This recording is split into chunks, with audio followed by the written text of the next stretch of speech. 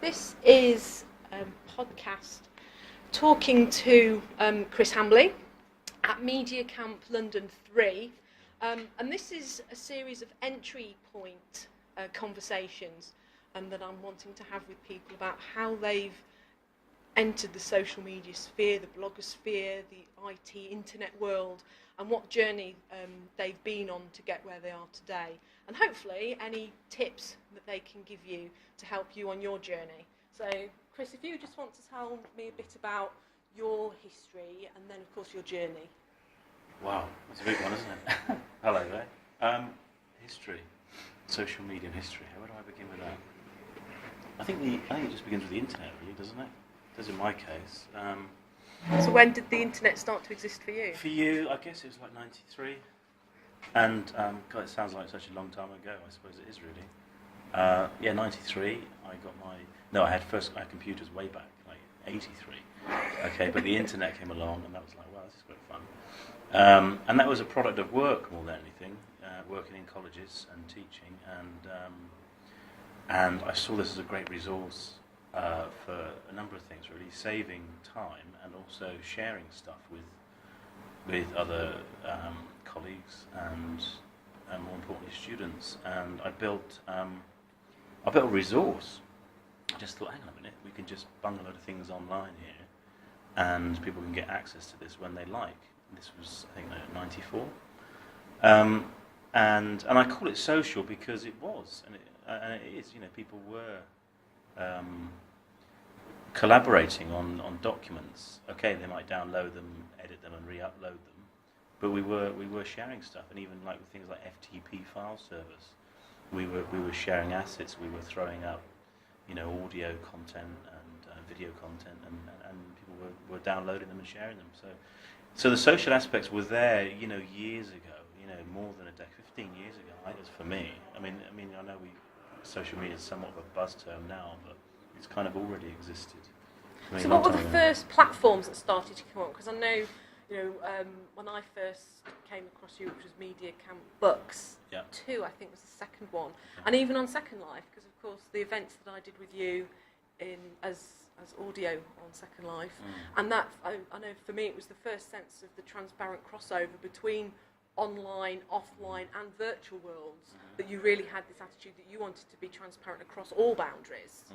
And that was, part of my learning curve as well. And also the different platforms that you'd obviously come from a lot of these services before, and that you never seemed to be starstruck by the fact that it was Facebook or Twitter, that it was the communication that was important. I think that the thing is, for me, it's always been about the concepts, not the software, And I even had that as a forum signature for years and years. It really is about learning the concepts. What is the concept of communication? What's the concept of you online?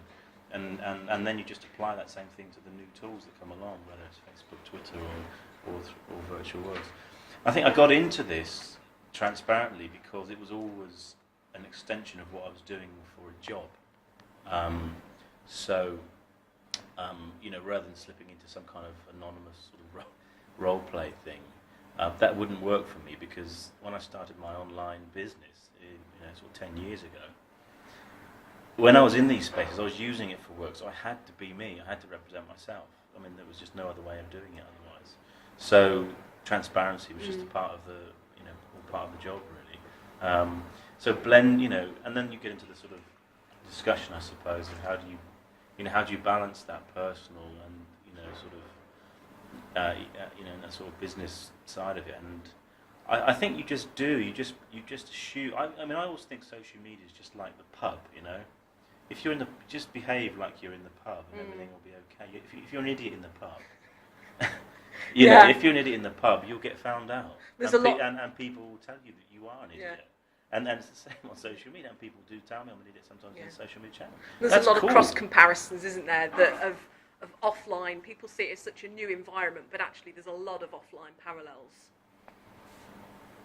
It's just human interaction. That's all it is. It's just me talking to you, but we're not in the flesh. So what makes the technology, what makes the internet so special that people fear it as this thing that I mean, to some extent, there's even when people are photographed in Victorian, they saw it as having part of their soul captured, that there seems to be this recording notion of the internet, that it retains something of them. It does, doesn't it? I mean, everything that you put online basically is archived.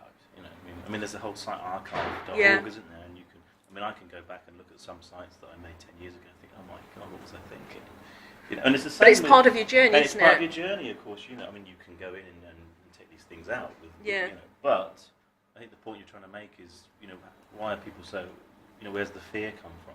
And I suppose it is scary because in the real world we tend to have chats, discussions with people which just go into thin air, and they're lost forever. But I've always been attracted by the permanency, because I'm an academic at heart. So for me, when everything's captured, it's rich because I can go back and look at because I run a distance learning school. I can go back and look at what was said 8 years ago and actually still read it and or listen to it or whatever. You can't do that without the technology. It's just a memory. It's not it's not that factually correct. It's interesting that liking the permanency of the rich media, because I feel the same way as well. It's interesting that you've brought that up, that getting people to address what their theories about the permanency of it, and is it because they think they're saying something that they shouldn't be saying, or that they're not quite sure what they should be saying? Yeah, I guess that too, isn't it? I mean, I think it's is it Schmidt, the guy, the CEO of Google, sort of says that if you're scared of something going online, you shouldn't be doing it in the first place. And that's the extreme. But it's harsh for someone who's like 13 or 14, and I feel so sorry for some of those youngsters that are going to get to 18, 19 and kind of go, oh no, I can't believe I did that. Yeah, you're right, absolutely. Well, this is where sort of privacy comes into it, and sort of just sort of. I think with the youth, you're getting into a whole different argument now. I guess. I mean, I'm just assuming that everyone's sort of responsible for I'm taking a start point of being an adult. But yeah, I mean, for the kids, and teenage kids, you're absolutely right. Some of the things that they put on Facebook, you think, oh my God, do they really want that there in 3 or 4 years? And all the rest of it. And that's, of course, when some of these platforms do have a responsibility. You could say it's a social responsibility to ensure that this stuff doesn't get further than they've absolutely said that they want it to, based on privacy settings. So what, all your journey from 1985, going all the way up to now we're just about to go into 2010, what have been maybe the 3 key points of progress for you?